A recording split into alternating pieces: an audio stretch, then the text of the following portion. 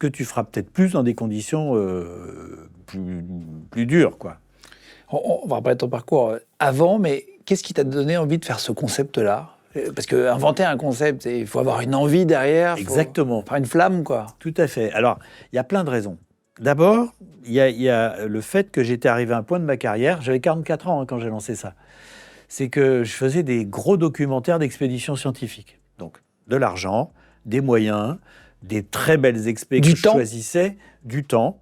Mais le problème, c'est que je commençais à avoir beaucoup de contraintes aussi. Parce que tu as l'équipe, tu as les chaînes. Quand tu as plusieurs chaînes, chacun voit le film comme il veut, etc. Et en fait, tu es emmerdé par plein de gens. Donc, je me suis dit, maintenant, ça va, j'en ai fait plein. J'ai fait des trucs vraiment exceptionnels. Je ne sais pas si on aura le temps d'en parler, mais sincèrement, qui sortent de l'ordinaire. Et je me suis dit, je veux retrouver ma liberté. Ça, c'était le premier truc. Or, ça faisait des années que je pensais à faire des portraits de gens normaux.